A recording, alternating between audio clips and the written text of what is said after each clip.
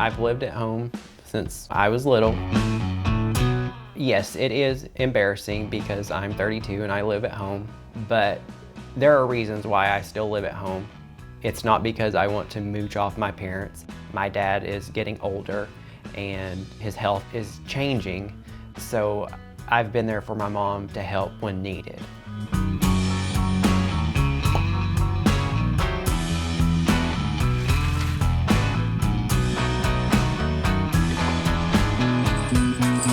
Hi, my name is Chance Wimberley. I'm 32 years old. I make $39,000 a year and I live in Colbert, Oklahoma.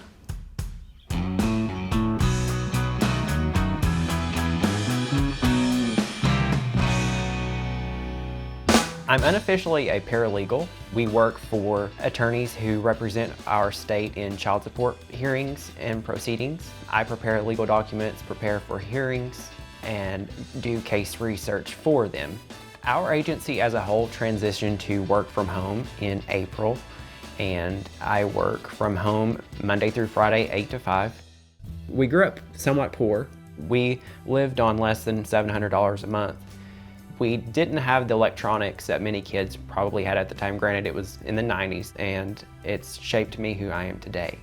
For a lot of people, money is of utmost importance, but as a kid, all I remember is my sister and I enjoying our life, and my mom and my dad giving me the love that any parent should give, and that's all that mattered. Right after high school, my dad had developed a gambling addiction, and we were behind on our house payments. We were foreclosed on a few times due to that. There were times when, my dad would have to borrow money from me, and I never refused because, as I said, my mom is my rock, and we were able to get through it together. I pay for my food expenses. Thankfully, with family, I get a deep discount on rent, but I pay for my car payment, my auto insurance, phone bill. After taxes, my net income is about $2,500. There are some months when I might buy a shirt or a pair of jeans or a new pair of shoes, but it typically just goes to my bank account. My philosophy is I never know when I will need it, so I should probably save it.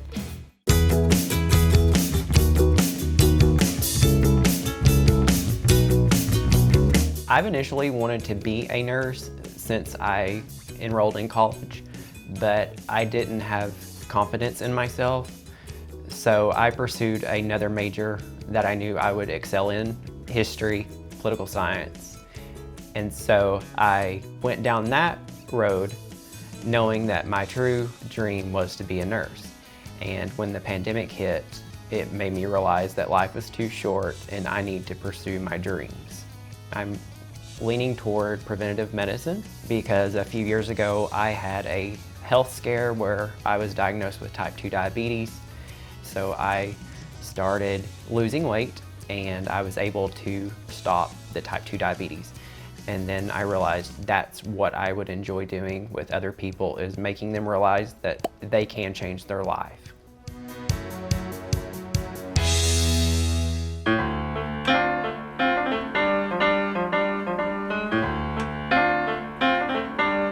I looked at debt like it was nothing.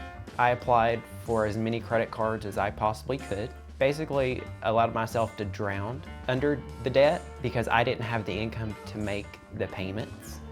So my credit was ruined for 7 years. So I rebuilt my credit from scratch. Gradually I had to make payments on time to show the lenders that I could manage my money responsibly. I was paying $100 a month until the pandemic hit, and then of course the government deferred those loans until January 1st, and after January 1st I will defer them for 2 more years for nursing school. Once nursing school is over, I will start paying them off, and I hope to be debt-free by the time I'm 36. I intend to pay off my car loan, which will be $17,500. Once that is eliminated, my debt will shrink considerably. I have a credit card that has a $1,000 balance on it, and I'm intending to pay that off in December as well, on top of a personal loan that I will be paying off.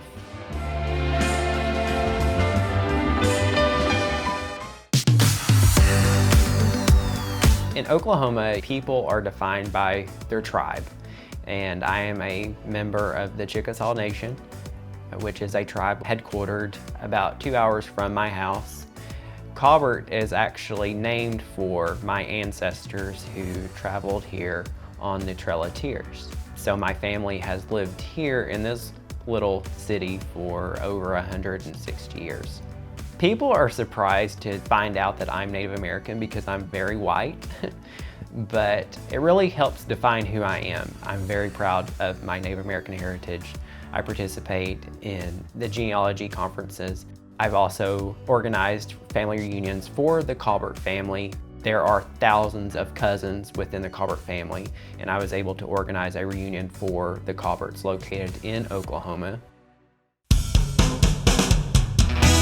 I'm not savvy when it comes to investing. I do have a 401k through my job, but beyond that, I'm frightened to invest money because I don't want to lose it. Because it goes back to when I was little and I was scared that we wouldn't have anything. I don't want to be in that position of not having any money. I have $35,000 in my savings. I typically place $100 a month into a separate account. Right now I'm using Capital with a Q. I just try to put some money there each month, so when the pandemic ends, I can take a nice vacation.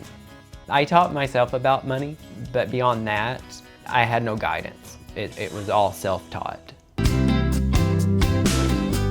Before the pandemic, I had started traveling a bit, but when that happened, everything stopped.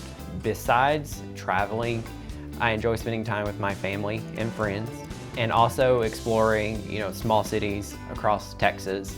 I'm actually politically active, and I serve on the local board for our political party, one of the political parties in my county. And I also serve on the election board for my county. Politics has been an interest of mine since I was 14 years old, when I was able to serve as a page for my state senator in Oklahoma City. So I always ask and encourage people to exercise their right to vote. My hope is to move to Los Angeles because I was out there on vacation a few years ago, and it was the only place that I've ever been where I felt free. I could be who I am without fear of judgment. I'm openly gay, and living in this area, religion plays a major emphasis or role in people's lives here, and those religious beliefs have shaped how people feel. Granted, I've never experienced any homophobic attacks, but it would just be nice to live in an area where I can walk down the road with my partner and not feel like people are staring at us. In 5 years, I want to have a master's degree in nursing, and I'm hopeful that I will be a nurse practitioner somewhere in this country practicing preventative medicine. I hope people realize that if they're making $25,000 a year, they can still save. It's not the end of the world. They are no less than the person who makes $100,000 or $150,000 a year.